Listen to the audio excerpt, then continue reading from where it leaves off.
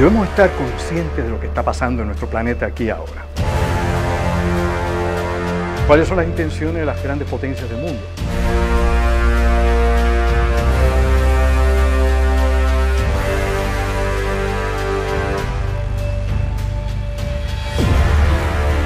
¿Cuáles son las aspiraciones que pueda tener China?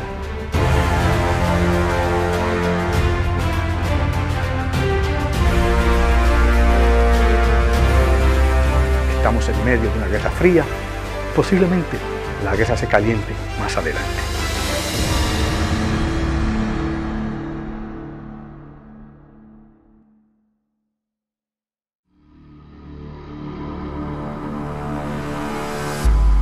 Saludos, soy Andrew Álvarez, bienvenidos a Código Secreto. La historia de China es una historia vastísima, miles de años de guerras, de luchas, tanto externas como internas. Pero en esta ocasión, durante este siglo en que estamos ahora experimentando la situación del coronavirus 19 y el impacto en la economía que ha tenido esta pandemia a nivel mundial, las personas se vuelven a replantear, ¿realmente China tiene alguna responsabilidad con esta situación que estamos experimentando en estos momentos? En los últimos tiempos hemos estado leyendo las noticias que se reportan continuamente sobre el arresto de ingenieros, científicos, estudiantes, turistas chinos dentro de los Estados Unidos. Personas que han llegado con visas de trabajo, inversionistas incluso dentro del país.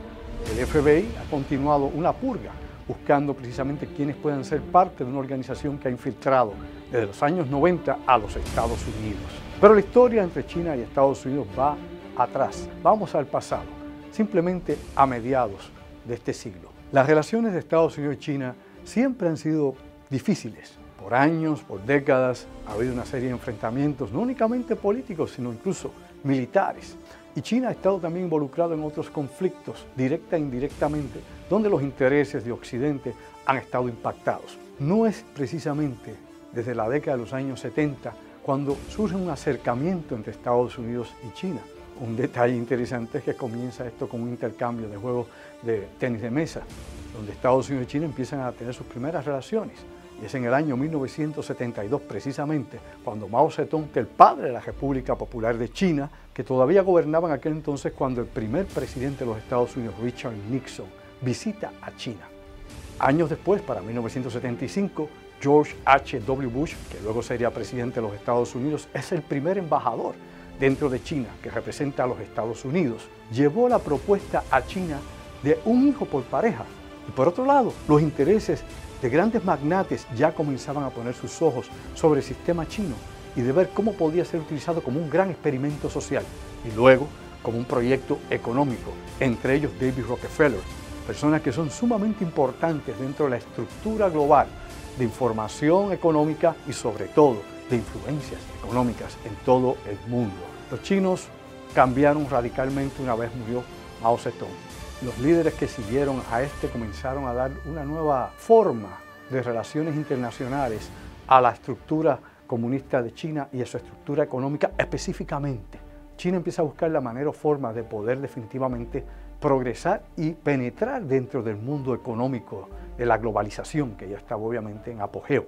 Es aquí precisamente donde surge la idea que traen dos coroneles chinos para llevar a cabo la infiltración de América y de Europa.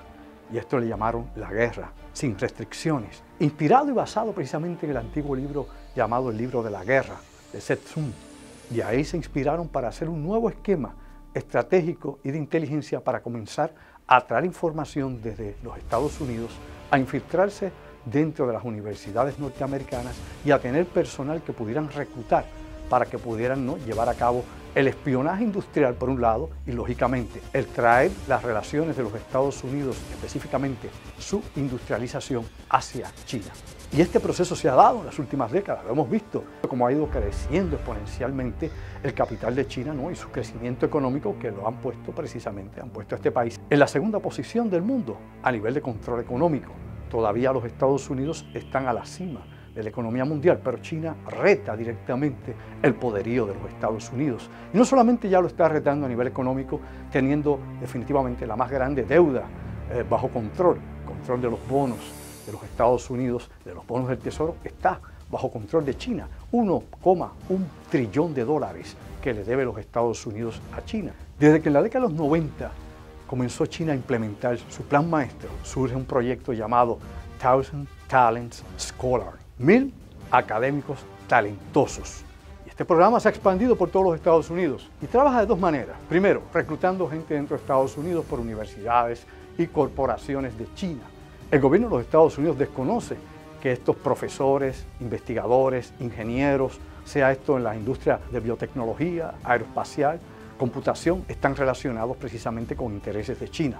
La otra fase de esto es exportar a los Estados Unidos estudiantes, científicos, investigadores, ingenieros, para que estén en las universidades, para que puedan estar en lugares que sean neurálgicos para el desarrollo de patentes en los Estados Unidos. El FBI en los últimos años ha estado muy atento a todos estos cambios. Nunca se preguntaban cómo era posible que llegaran prácticamente todas las semanas nuevos millonarios a los Estados Unidos desde China a invertir, que salían por la isla de Macao, que salían por Hong Kong y llegaban a Estados Unidos con visa y comenzaban inmediatamente a invertir millones y millones de dólares en la economía de Estados Unidos y adquirir propiedades. Todo esto pasó por décadas en las narices de todo el mundo, pero como el capital era lo que llamaba la atención, los inversionistas norteamericanos no ponían ninguna traba, veían que llegaba más dinero obviamente a sus intereses, a sus arcas, hasta que el gobierno comenzó poco a poco a entrar en razón y a localizar muchas de estas personas que ya estaban dentro de la nación norteamericana. Ahora, en la época de Donald Trump, esto ha llegado a su límite. Estamos en una guerra económica, estamos en medio de una guerra fría, posiblemente la guerra se caliente más adelante.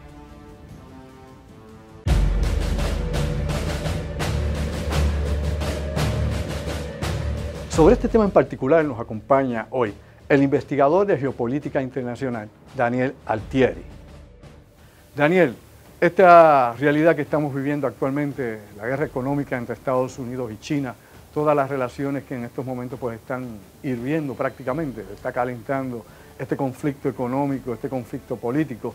Aquí hay un enfrentamiento entre dos superpotencias económicas y militares y China definitivamente tiene un plan. ¿Qué es lo que tú podrías compartir con nosotros dentro del conocimiento que tienes de lo que está ocurriendo dentro de China? Todo el mundo tiene una teoría o han teorizado de que ha sido, o por lo menos vamos a decir, hay una facción que teoriza que es China la responsable del virus y hay otra facción que dice que no, que el virus fue algo accidental o tal vez fue, ¿verdad?, un error, una despreocupación, digamos, en este aspecto. Lo interesante es que China este año pasado hace la propuesta alrededor de septiembre-octubre de lo que se conoce como las reformas económicas, ¿verdad? Que para el 1 de abril se firma estas reformas económicas permitiendo que todos los extranjeros puedan tener derecho y puedan ser propietarios de cualquier tipo de negocio, corporación o propiedad física, real estate o bienes raíces en China. Lo interesante es que antes de esto, si yo iba a hacer una inversión a China y abrir una corporación, una compañía, yo tenía que tener un socio que fuera el 51% dueño siendo chino y yo el 49% siendo el extranjero.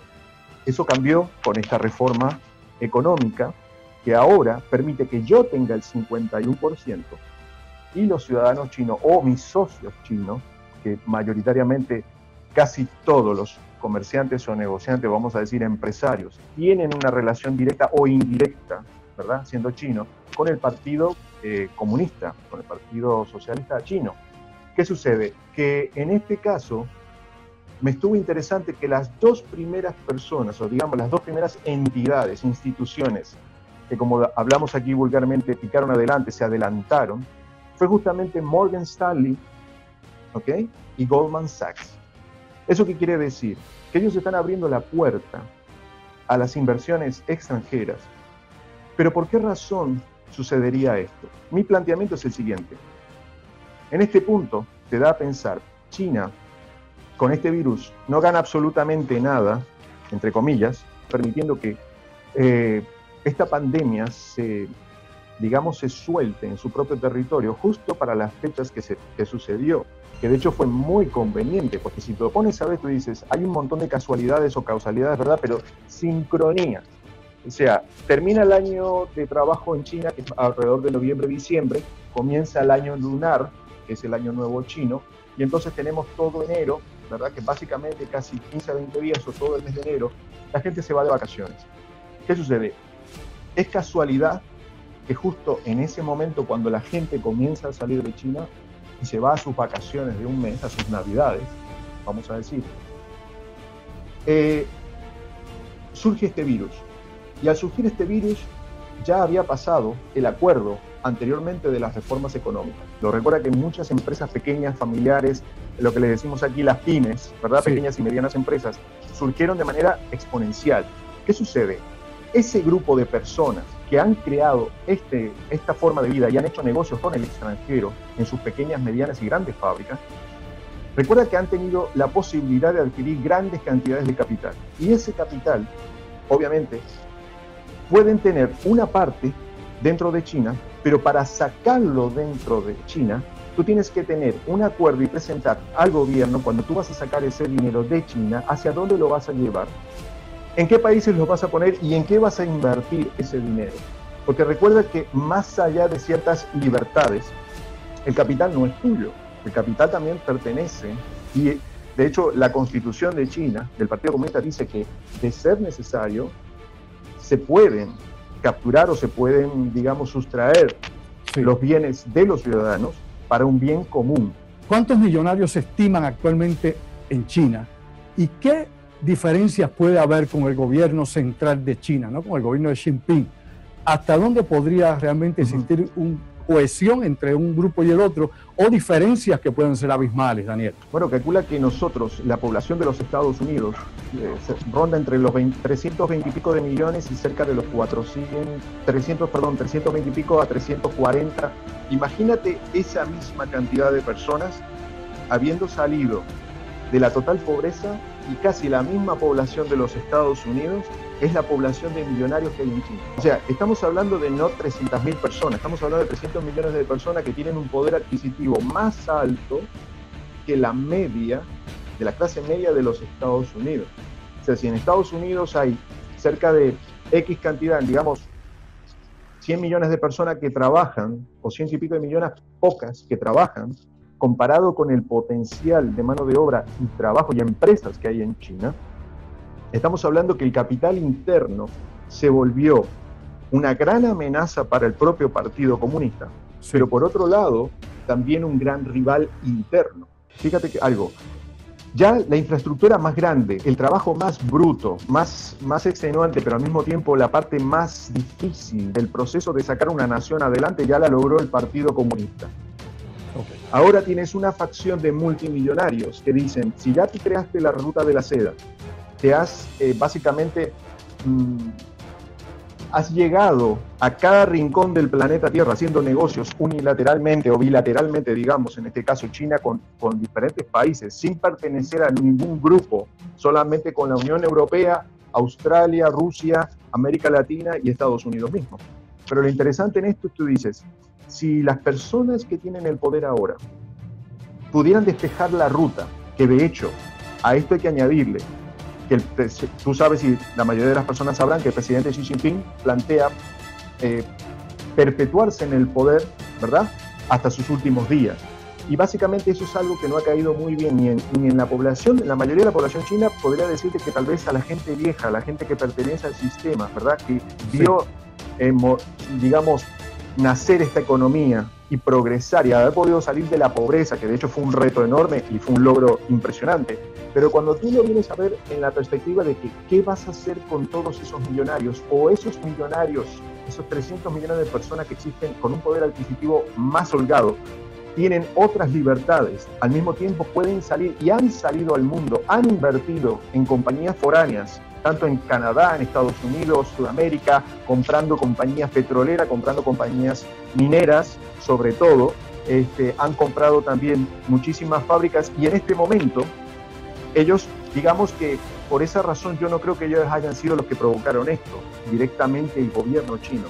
Pudo haber sido un descuido del gobierno chino o pudo haber sido una interferencia de manos, ¿verdad?, interesadas en cambiar el juego, porque como te digo, cuando ya tú tienes el tren, las vías del tren preparadas, como la ruta de la seda y esta expansión, tú vas en un espacio, en un camino lubricado, o sea que estos empresarios, estos millonarios, pueden crear otro mundo diferente y llevar a su propio país hacia otras visiones, a otra visión diferente del partido. Tus perspectivas, lo que ves, lo que crees que será luego de pasada esta pandemia, ¿cómo desde tu punto de vista va a estar ubicada China, ¿no? ¿Cómo se va a posicionar a todo esto? ¿Y qué reacción tú crees que pueda haber en el mundo occidental? Brevemente, compárteme. Pues mira, lo que te digo, solamente hace falta ver que este virus, no le pegó a China. Este virus le pegó al mundo, pero no le pegó al mundo entero por igual. Le pegó al primer mundo, más fuerte que a nadie. ¿Cuáles son las economías más grandes que necesitan lavar sus capitales, deudas nacionales e internacionales, los bonos adquiridos, las acciones? Justamente Italia, uno de los países más endeudados, España, Francia, Alemania, los países nórdicos fueron los menos afectados y fueron los que menos, quizás, entre comillas, tomaron unas medidas un poco más laxas, más flexibles, ¿verdad? No todos, pero algunos más que otros. Pero cuando tú vienes a ver realmente hacia dónde va esto, obviamente fue una detonación interna, un trabajo interno de una facción que en este momento no le estamos viendo el rostro y estamos creyendo que son las compañías, solamente las grandes corporaciones o los grandes bancos. No, aquí hay otros intereses que han movido la ficha y han tratado de quitar del tablero de juego o quitarle poder en el tablero de juego a China. Al mismo tiempo, si te fijas, en Estados Unidos hay una encrucijada política, pero también ideológica brutal, aparte, ¿verdad?, de los intereses financieros, como por ejemplo el caso bien interesante de California. O sea, tú tienes a California con casi 40 y pico de millones de habitantes, y ellos lo que quieren hacer en este momento es dejar a las personas todavía 3 meses más en sus casas. ¿Eso qué te quiere decir? Que hay una lucha interna de extender y de alguna manera perjudicar o influenciar por más tiempo en las elecciones. Pero no solamente pasa en Estados Unidos, esto está pasando en casi todo el mundo. Y los países más afectados, aparte de poder imprimir, o sea, de primer mundo, que estén afectados de poder imprimir su propia moneda, como Estados Unidos, Europa, el Banco Central, el Fondo Monetario Internacional, ellos están ofreciendo rescate a más de 154 países en este momento. Los bancos centrales de cada país están emitiendo dinero para que se están salvando los empresarios que han podido coger esos préstamos, agarrar ese dinero, pero por otro lado tienes a muchas corporaciones o pequeñas y medianas empresas que no van a poder hacerlo y no pueden adquirir ni llegar a esos préstamos. O sea que toda la situación geopolítica ha cambiado de manera brutal. Lo que viene ahora es una guerra encarnizada entre Asia, Europa y Estados Unidos. Y en esto van a jugar un papel clave tanto países como México, que aunque la gente no lo tenga en mente, pero sí, geoestratégicamente y digamos a nivel de manufactura. Y también tenemos los países europeos, que básicamente, digamos que la deuda la van a limpiar casi con toda Europa. Es un preámbulo a romper la Unión Europea, separarla en fragmentos nuevamente, volverse a nacionalizar. Por eso también tú ves el hecho de que la gente decidió regresar a sus países por la pandemia, pero al mismo tiempo todos los países cerraron fronteras y no están renovando, la gran mayoría, visas por tiempo indeterminado. O sea que todo esto es como volver a la gente a sus zonas, volverlas a repatriar de cierta manera por causa del virus. Por eso en Estados Unidos la lucha es encarnizada y en muchos países va a ser así. Tiene que reactivarse de una manera u otra la economía, porque si aceptamos que los gobiernos sigan imprimiendo dinero y nos envíen la renta básica única, como la quieren poner o proponer, la están proponiendo y la han aceptado en muchos países, yo creo que va a ser más perjudicial y al mismo tiempo le da el poder a todos los países que nacionalicen empresas y corporaciones, pero al mismo tiempo que esos capitales, ahora tú como ciudadano, yo te doy la solución, te doy el refugio, pero tienes que aceptar las leyes, las nuevas leyes que vamos a estar viviendo o que vamos a estar recibiendo en estos próximos meses o años.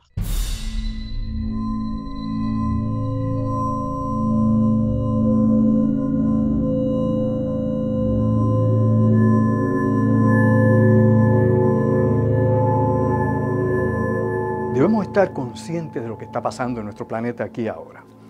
¿Cuáles son las intenciones de las grandes potencias del mundo? ¿Cuáles son las aspiraciones que pueda tener China para reclamar más territorios dentro de la región de Asia?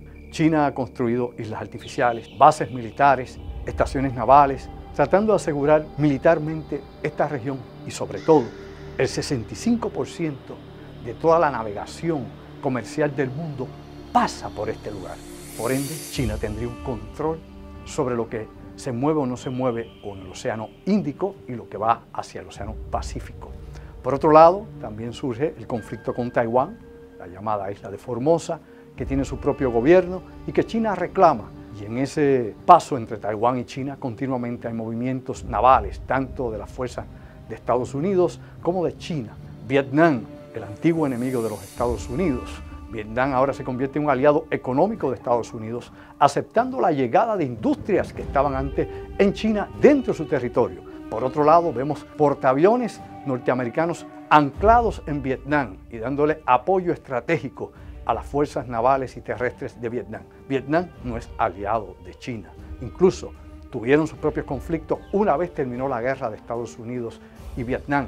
China intentó invadir a Vietnam en aquel entonces, la década de los 70, y todos sabemos que fueron expulsados malamente los chinos del territorio de Vietnam.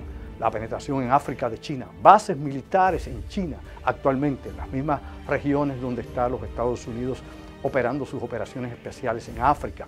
Y vemos a China obviamente desarrollando también tecnología e instalaciones de seguimiento satélite, tanto en la región de la Patagonia, en Argentina, como en otros lugares más en Centroamérica. Ya China está buscando instalarse tanto en Nicaragua como en otras regiones del mundo.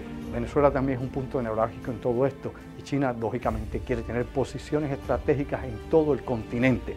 Así que es una guerra fría, es una guerra de estrategias, es una guerra económica, es una guerra de espionaje, es una guerra secreta, que aunque se le diga en estos momentos que todavía está en proceso meramente de discusión entre la economía de China y la economía de los Estados Unidos, a ver quién realmente domina al final, esto nos va llevando gradualmente hacia un conflicto militar. Recuerden que Estados Unidos y algunos países europeos ya comienzan a hacer reclamos a China para que compense el daño económico de la pandemia.